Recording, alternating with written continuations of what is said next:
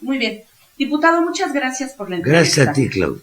Antes que nada, quisiera pedirle que nos cuente un poco acerca de su gusto por la lectura.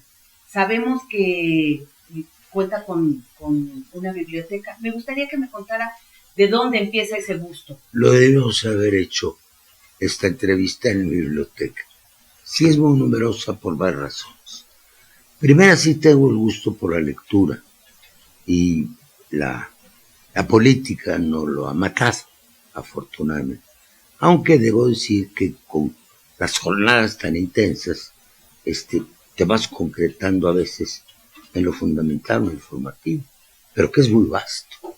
Reviso los periódicos, casi en su totalidad, los más importantes. Leo información por internet, todo eso.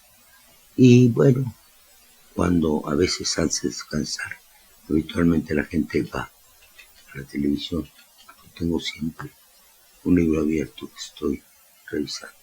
Ahora me viene, yo soy hijo de maestros. Y bueno, la lectura era muy importante en la casa. Mi padre nos leía todas las noches algún texto. Cuando éramos chicos había una colección de principios del siglo pasado, se llamaba Las tardes de la granja, que era para niños, que eran historias,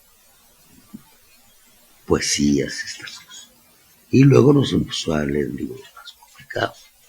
Leía Julio Verne, leía Carney, que era un autor de moda, Salgay.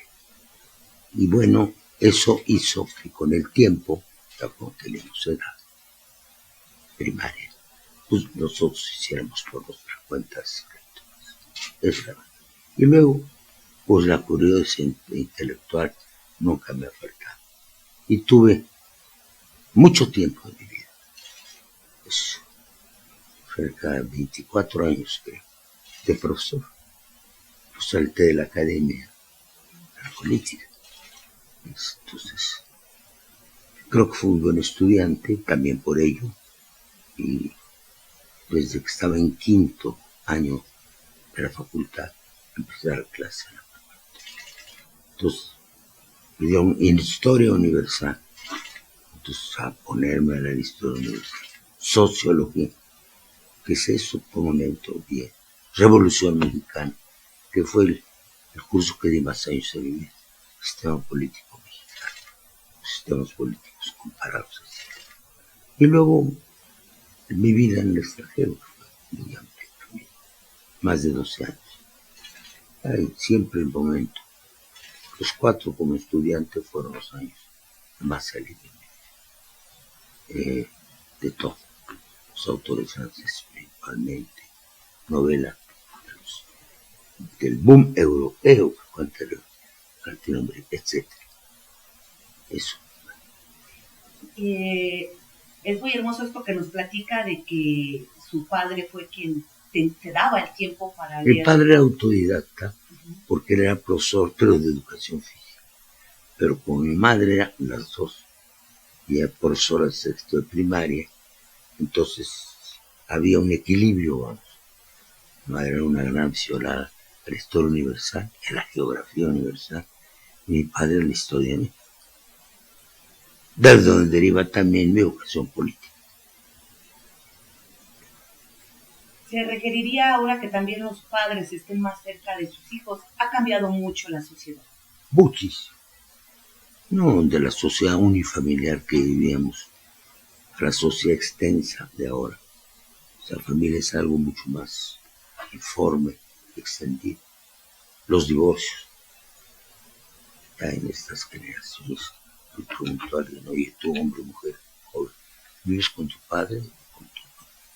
Casi todos los que interrogan, no sé si esto, no creo que sea una estadística, viven con unos los dos. Otros viven con tías, hasta con abuelitas. Entonces hay una disolución del vínculo familiar por una parte, pero no voy a expresar aquello que han aprovechado los conservadores. También hay una vida diferente, porque la gente se traslada muy lejos para trabajar. Cada vez más hay gentes que trabajan en mi casa, por ejemplo, hacen 3 horas. Si entran a las 8 de la mañana, o sea, ¿qué horas tienen que levantar? Y son después padres de familia y siguen teniendo el mismo ritmo de vida. Propusimos en la función de la Ciudad de México, que es una visión de largo alcance, que se concretaran por polos de desarrollo.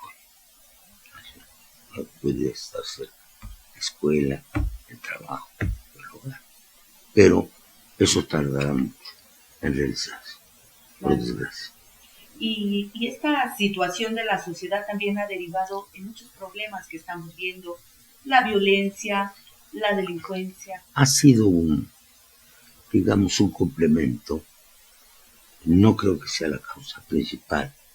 La causa principal es que la mujer se ha empoderado, hablando de violencia de género, y el hombre no. Es un fenómeno que vengo observando desde hace más de 20 años, porque he tenido colaboradores y colaboradores jóvenes, y las mujeres son muy despiertas, muy agobadas, sobre todo son muy independientes.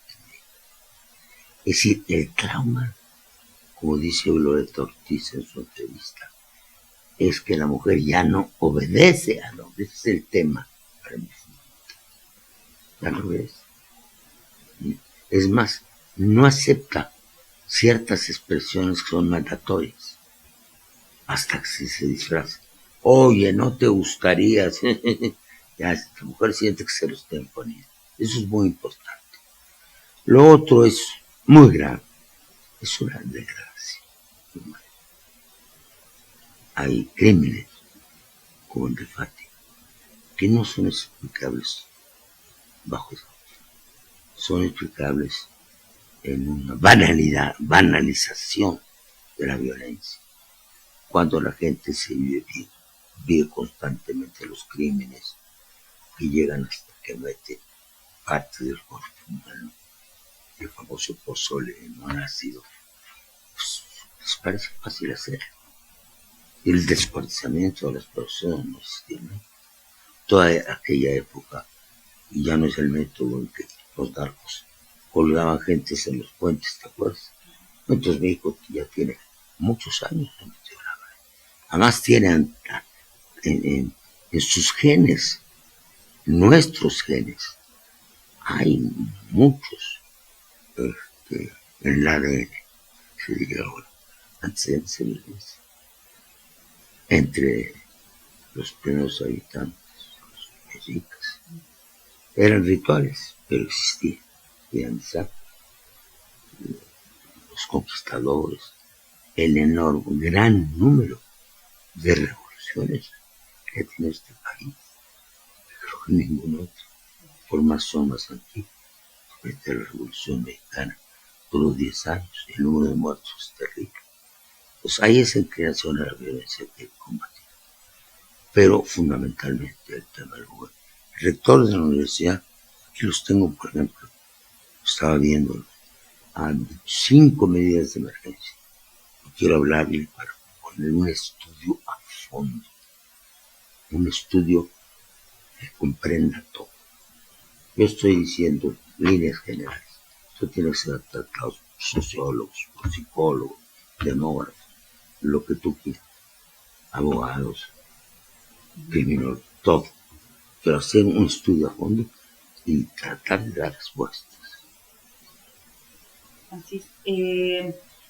Lo que vemos es que hay muchas personas que no comprenden los derechos de las mujeres. Bueno, es eso. Sí, los derechos de todos. Pero el tema de la igualdad está detrás, ¿no? De la igualdad sustantiva entre hombres y mujeres. Y de los derechos específicos de las mujeres. Control sobre su cuerpo. Son otros que no afectan tan directamente a los hombres. La interrupción del embarazo. Hay una liberación de la mujer. Así es. Que en México, ¿cómo se llama? No se ha manifestado en que su libertad haga que ellas tomen un camino del vicio, esto no. Por otra parte, o antes que eso, está la evolución de la participación de las mujeres creciente, del avance de las mujeres, en la escuela, en el estudio. Primarias son iguales los docentes, en secundaria la diferencia es mínima, en preparatoria también, ocurre más en la universidad y más en el posgrado. Pero la curva indica que ya estamos llegando al punto de igualdad o de supremacía de las mujeres en muchos aspectos. Falta todavía el tema laboral. Ahí no es cierto. Ni hay salario igual, ni hay oportunidades iguales. Pero hace también luchar más a las mujeres. Así es. Otros derechos que también no son muy comprendidos son los de los migrantes. Bueno, claro. Voy a ver el periódico el día de hoy, la jornada. Hay una fotografía preciosa de los migrantes turcos hacia Italia. Pero la cola que hay atrás es impresionante. Imagínate que Trump se enoja por las caravanas donde va uno tras otro tranquilamente. Aquí es un río humano. Si gobernara Mussolini en Italia, se comportaría tal vez o Hitler, como Trump. Entonces el derecho humano a migrar debe afirmarse como un valor universal. Y pues sobre todo, atrás de esto los derechos, es un derecho humano, el derecho humano a migrar.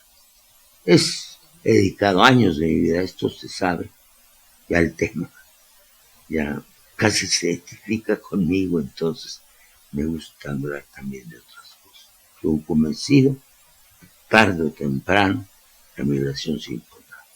Este va a ser el siglo de las migraciones. ¿Por qué? Por dos razones. Primero, porque la diferencia entre el norte y el sur, entre los países desarrollados y no desarrollados, sigue siendo la misma o peor. Entonces, acabo de ver también que en Honduras está provocando una crisis política muy fuerte. Eso va a traer volatilidad. ¿Dónde se van a quedar? No, el tema es reconocerlos como refugiados, que es lo que no se acaba de entender. Voy a dar posiblemente mañana o pasado una conferencia de prensa con representante del alto comisionado para refugiados. Refugiado es alguien que sale de su país de origen por razones de persecución étnica, política, religiosa, etc. O bien por necesidad extrema de carácter económico y social. Los dos casos se dan. México no puede tratarlos como simples migrantes. Tiene que aceptarlos como refugiados. Hay una institución que se llama Comar, que está vinculada a Naciones Unidas, que es responsable de que salgan de Chiapas, donde se acumulaban, circulen por el territorio nacional y de atenderlos. Lo que ocurre, y yo esto lo digo como denuncia, que el gobierno no le ha dado la gana, por razones obvias, de apoyar económicamente a Comar. 78% de su presupuesto es de Naciones Unidas. Es decir, no hay una comprensión del gobierno. Y hay un temor, señor Trump. Hay un temor. Entonces, desde hace muchísimos años, como la frontera norte la han venido cada vez más cerrando y sigue siendo porosa. Entonces el compromiso de México, no escrito y ahora clarísimamente negociado, es cerrar su frontera, sellarla. Es imposible. Es decir, este proceso migrante debe conducir al gobierno de México a la aceptación clara de que la frontera sur está abierta, siempre que no sean delincuentes, etc. Deben pasar la frontera, ahí se les registra y se les va a cobrar. Con más razón, me toca a mí proponerla, siendo embajador de México en Naciones Unidas, dialogando con el alto comisionado. Hartington se llama, entonces uno luego. Y había que crear en México una agencia para atender. Habíamos vivido la guerra civil en Amazon, en Guatemala, y los ejércitos llevaban hasta la frontera la gente al Versailles y no podían pasar, pasaban a los refugiados. Se habían aglomerado en el sureste. Os estoy proponiendo la ciudad de refugio. Estuve en Monterrey, donde fui gratísimamente sorprendido. A diferencia del sureste, que los tienen chiqueros y que, como no digan, los tratan como infrahumanos. El gobierno de México, en el norte, en Monterrey, hay un espléndido trato, magnífico. Está ahí la iglesia también, los sacerdotes, como el padre Felipe aquí, le rindo un homenaje, que sí lo están tratando. Entonces, es sencillísimo. México tiene posibilidades, lo está demostrando Naciones Unidas, de dar empleo. Hay una mano de obra que empezamos a necesitar, como Estados Unidos la necesita, sobre todo en los Estados Unidos. Monterrey se necesita. Es una ciudad sumamente pujante. En Saltillo hay una lista. Yo estoy proponiendo ciudades santuario, como hay en Estados Unidos, las que está combatiendo Trump, para que puedan ahí establecerse los refugiados. Vamos a tener mañana una lista más precisa con el secretario de ACNUR, que viene mañana, para ir viendo las ciudades de más tránsito, y crear ciudades santuario, y que tengan un apoyo federal adicional, de dos maneras: haciendo infraestructura, por si no se puede absorber más gente, que es lo que ya peleamos en el Suchiate. Ahí el Seguro Social ya está haciendo un hospital, entonces la gente ve bien que llegue. Si no, pues nada más llegan a absorber empleo y hay xenofobia también. Del centro de la República para el río no lo hay. Se puede absorber un número muy importante. ¿Cuántos? ¿Cómo? ¿Cómo cuántos serían los que se pudieran emplear? Bueno, un número de posición no te lo puedo decir. Depende de cuál sea la cifra. El 90% se calcula en Monterrey. Y él los reciben muy bien, porque tienen necesidad de más barato. Esa ayuda que se les da ahí en Monterrey es con apoyo del gobernador estatal, gobierno estatal. Con una gran comprensión.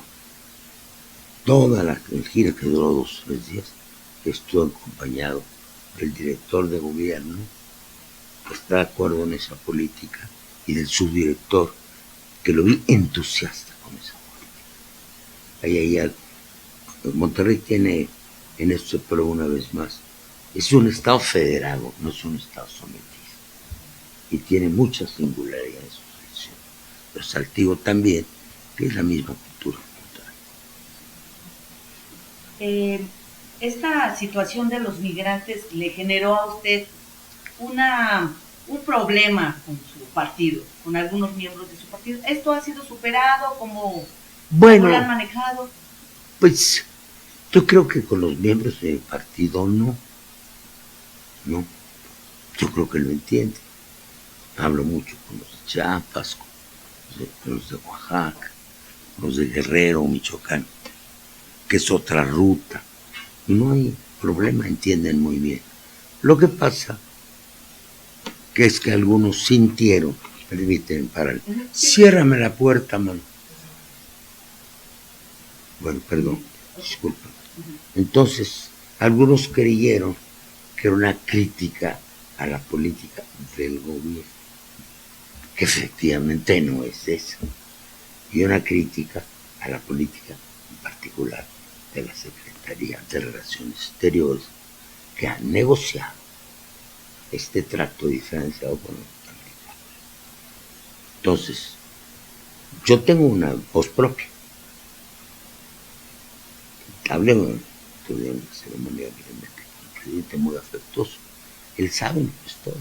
Me oyó en Tijuana el discurso que dije que conmovió mucho al país, en que sintéticamente expliqué lo que pasa en el norte y lo que pasa en el sur, la vigilancia que lo ofrecemos a los americanos en nuestra frontera, con lo que además nos desvinculamos de América Latina en la comunidad de países del sur. Tiene su expresión económica en el sur. Es libre la circulación de los dos. Entre varios países hay ciudadanía común. En el Pacto Andino hay ciudadanía común, ciudadanía andina.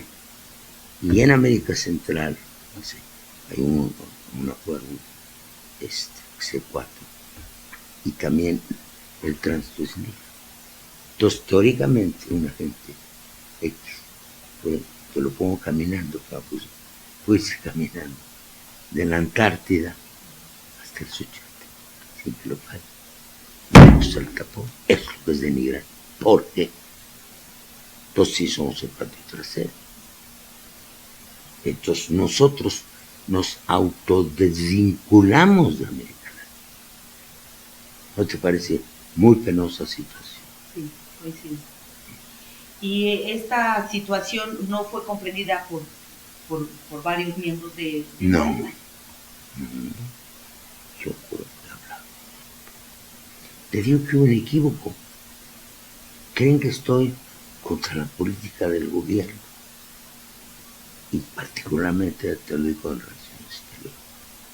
Y bueno, hay algunos, por desgracia, que se atienen a una línea. Yo no soy borrego de ninguna línea. Entonces yo digo exactamente lo que pienso. Y creo que soy un miembro autorizado de la 4T. La 4T no es eso. Si algunos la cambian por lo que sea, es su problema, no es el mío. Yo trato de definir en cada problema que hay en el país cuál es la 4T. Siempre, cualquier cosa, económica, social, las mujeres, todo. ¿Cuál es la política de la 4T? Yo no soy el intérprete ni el abogado, pero tengo mi condición y la sostengo. ¿Cómo está su relación con el presidente Andrés Manuel López Obrador? Bien, bien. Es de mucho fondo. Los vemos poco. Él me conoce muy bien. Siempre que alude a mí, no son muchas veces el licenciado Muñoz Ledo, que tiene un pensamiento avanzado. No, siempre conmigo respetuoso y afectuoso. Porque tenemos 31 años de conocernos. Cuando yo llego de Tabasco, yo era el presidente del partido, y lo apoyamos. Y bueno, estuve en todas sus campañas, todas. Desde el 2000, soy presidente de su consejo consultivo mucho tiempo. Discutíamos los problemas. Lo que pasa es que un presidente de México tiene muchas presiones, es muy complejo. Puede respetar. Es decir, yo soy partidario, por ejemplo, que no es el caso de que el Banco de México pierda su autonomía. No es el caso, no pienso eso, pero él me va a respetar lo que yo diga. Puede no coincidir, pero va a respetar. En esto estoy seguro que coincide, y que es un elemento esencial de la transformación. Si no es lo mismo que antes. ¿Cómo vislumbra el gobierno de Andrés Manuel? Es muy importante lo que me estás preguntando. Yo vislumbro, y esto sí te pido, porque es complicado y lo voy a hacer simple. El gobierno de Andrés Manuel es definitorio para el futuro del país. Creo que el gobierno de Andrés Manuel, el presidente López Obrador, es un gobierno que tiene que vincularse, cuando menos, con otros 2 sexenios. No que se reelija, sino que haya un continuo. Yo he dado clases de esto mucho tiempo. Si tú me lo permites, con un papel te lo diría. Soy muy grave. No. A ver, podría. Mira, tú tienes en la historia contemporánea de México, público sí me va a entender, porque entiende más de lo que la gente cree. Vamos a tomar la revolución. ¿Cuándo se acaba la revolución armada? 1920, la revolución de Hugo Prieta. O bien un año Adolfo de la Huerta, uno. Luego eran de a cuatro Obregón, luego 4 Plutarco Elías Calles. Esto hace un ciclo, 5, y luego el maximato, 6 años. Estos son 6, 4, 10, 4, 14 y 1, 15. Este es un ciclo. Luego viene el general, este lo inaugura, son puros sonorenses casi. El primero es Adolfo de la Huerta, que es sonorense, y el último Abelardo Rodríguez, que también es sonorense. Aquí se para, aquí se acaba un ciclo. Empieza otro, que es el general Cárdenas, 6 años. Presidente de la Camacho, 6 años. El presidente alemán, que fue cachorro los dos, como le decían, que te dura 3 por 6, 18. Entonces, el que inicia el ciclo de Cárdenas, el ciclo en realidad es Obregón, las fuerzas obegonistas. Luego viene otro, ¿sí? Que es el de Ruiz Cortines, que es el inaugurador. Este es realmente la institucionalización del PRI, que aquí se llama PNR, se llama PRM, que a partir de que se llama PRI es muy significativo. Un gran administrador, un hombre muy astuto, que finalmente aquí son los presidentes civiles desde Alemania, pero sigue habiendo revueltas militares. Claro, hubo lo de André Almazán en el año de 40 al fin de hubo varios. Aquí es el último intento de rebelión militar, el de Miguel Enríquez Guzmán. Ese es un factor fundamental. Y luego la eliminación gradual del caudillismo regional, que va aparejado con eso. Entonces institucionaliza, se convierte en la administración como la conocemos, el ejército tiene su lugar. Es muy importante los Cortines, te lo señalo, con el general Cárdenas, con el señor Rodrigo.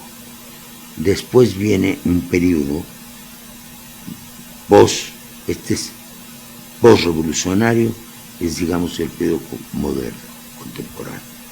Eso, los discípulos de Ruiz Cortines, los senadores Adolfo López Mateos y Gustavo Díaz Ordaz.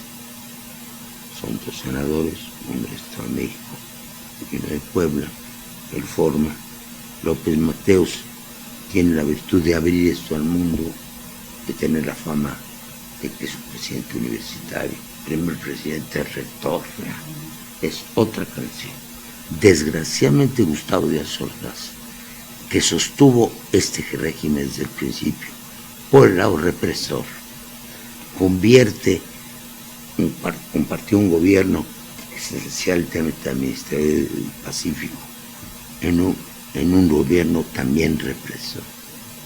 Aquí hay la guerra sucia, aquí desde luego ya hay la revolución cubana a la que le tenían más o menos temor, y ahí empieza una represión. Es un mal término de este ciclo. Luego viene otro ciclo en el Luis Echeverría. ¿En qué cambia? Bueno, es un vínculo con el pasado, siempre todos tienen un vínculo con el pasado, que él participó en actos de este gobierno de Díaz Ordaz, pero por eso mismo él trata de hacer un cambio muy importante en el país, de apertura a las gentes, a los grupos sociales, cambiar el discurso con un discurso tercermundista, dar gran libertad a los indígenas.